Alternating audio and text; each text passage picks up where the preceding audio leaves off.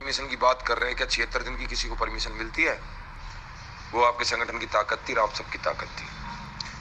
Corona काल में एक दिन की भी परमिशन हमें नहीं मिली थी, सिर्फ हमने सूचना दी थी, फिर भी 76 दिन महापड़ाव डाला। 9 सितंबर को कोरोना की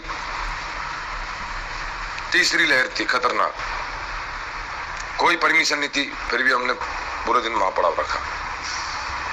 और मैं आपको बता देता हूं, जो ये गए गुजरे निकम्मे जो लोग हैं, जो घरों में बैठकर डायरेक्शन देते हैं, सिर्फ घरों में बैठकर, मैंने ऐसे ऐसे लोग देखे धरना स्थल पर, जैसे पुलिस नजदीक आती है तो पीछे की दीवार फांद के निकल जाते हैं। ऐसे ऐसे लोग भी देखे, पुलिस जैसे नाम पते पूछती है तो दूसरे नाम पते बताते हैं, एड्रेस गलत बताते हैं। किसके सहारे लड़ोगे? एक दिन की परमिशन की बात जो कर रहे हैं ना, मैं उनके टांग के नीचे से निकल जाऊं जो अनिश्चितकालीन धरने की परमिशन ले लें। जो परमिशन की कॉपी है, एप्लीकेशन है, अनिश्चितकालीन महापड़ाव भी हमने मांगा। 2016 में राजस्थान हाईकोर्ट का एक रूल्स आया था, उसको पढ़ लेना अगर किसी के पास में कोई आसपास में वकील हो या कोई ज्ञानी हो कानून का, या पुलिस विभाग में उनकी अच्छी पकड़ हो। राजस्थान हाईकोर्ट का एक रूल आया था कि संध्या ढलते ही कोई आंदोलन महापड़ाव नहीं होगा, यानी कि एक दिन की परमिशन मिलती है, रात को कोई धरना प्रदर्शन नहीं होते हैं। लेकिन वो सब तय होता है संख्या होने पर। अगर आप लोगों की कल बड़ी संख्या होती, जब धरना स्थल पर मात्र 70 और 100 लोग रहेंगे, जब पुलिस आएगी, दिन में तो 500 थे, 400, पुलिस जैसे जैसे दबाव बना तो 100-150 कसम खा रहे हैं। उसके बाद में जब संख्या देखी जाती है तो एक बस भी नहीं भर पाई उनसे। आपके पास अगर संख्या होती तो दुनिया की कोई ताकत नहीं है, परमिशन की कहीं जरूरत नहीं है। हमने स्पष्ट रूप से पुलिस के अधिकारियों को साफ साफ कह दिया, जब चीफ सेक्रेटरी मैडम महोदय की मीटिंग चल रही थी हमारे काम को लेकर, जिसमें डीओपी के, प्रिंसिपल सेक्रेटरी एजुकेशन, पंचायत राज, चिकित्सा विभाग और अन्य विभागों के प्रिंसिपल सेक्रेटरी बैठे हुए थे। चलती मीटिंग में मुख्य सचिव महोदय ने कहा कि आपके मामलों की मीटिंग चल रही है, अच्छी बात है, और आपने चलती मीटिंग में आप लोगों से मैं कह रही हूँ तो आपकी चर्चा ही हो रही है, आपका काम कहाँ होना है, कैसे होना है, वो सारी चीज उन्होंने बता दी। भाई मैं इसको दिखवा रही हूँ, 100% आपका काम हो रहा है, वो बात दूसरी है। काम की तो हम बात ही नहीं कर रहे, हम धरने की बात कर रहे हैं। जो व्हाट्सएप के नेता हैं वो कल कितने आए, पूरी लिस्ट है, गिरफ्तारी जिन लोगों ने दी है। हरमाड़ा थाने में पूरी लिस्ट है, उसकी फोटो खींच के लाया हूं। उन साथियों की लिस्ट है मेरे पास में जो संघ संघर्ष के लिए कफन बांध के जेल चले गए, नमन करते हुए उस पुलिस की बस को।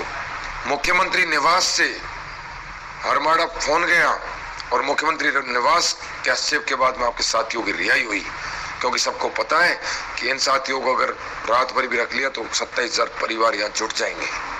लेकिन वो गए गुजरे निकम्मे लोग नहीं आएंगे। जब आपसे अपील कर दी कि आपको 14 तारीख को आना है, तो घर पर बैठकर क्या अंडे दे रहे थे क्या? और लंबी चौड़ी ऑडियो वीडियो डाल रहे हैं, बोला नरेंद्र चौधरी को बर्खास्त करो, रामजीत पटेल को बर्खास्त करो, सांवर सिंह को बर्खास्त करो, प्रवीण जसरापुर को बर्खास्त करो, ठेकला जी को बर्खास्त करो, भिंडा जी को बर्खास्त करो।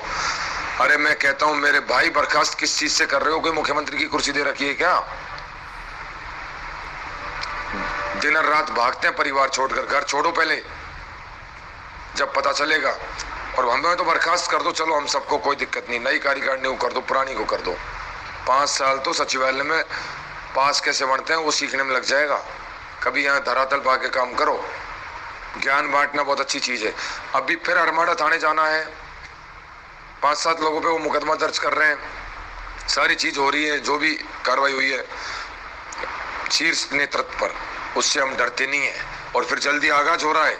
अगर आप में दम है, आपकी संख्या नहीं रहेगी तो आप इसी तरीके से ऑडियो वीडियो डालेंगे, पूरी जिंदगी डालते रहोगे। संख्या अगर कल होती तो परमिशनों की जरूरत नहीं होती संख्या को।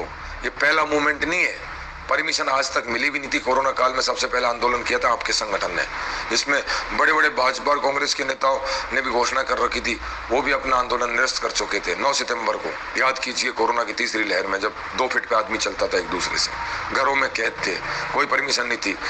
और आज भी जब एक दिन की परमिशन थी तो उससे मतलब क्या है? हमने तो एप्लीकेशन में अनिश्चितकालीन है, कौन देखना चाहता है? लेकिन हाई कोर्ट की गाइडलाइन पढ़े, परमिशन अनिश्चितकालीन नहीं मिलती है, वो आपकी संख्या पर निर्भर करता है। जब आपकी संख्या होती है तो प्रशासन के हाथ पांव फूलते हैं, और हाथ पांव फूलते हैं तो आप बैठे रहते हो।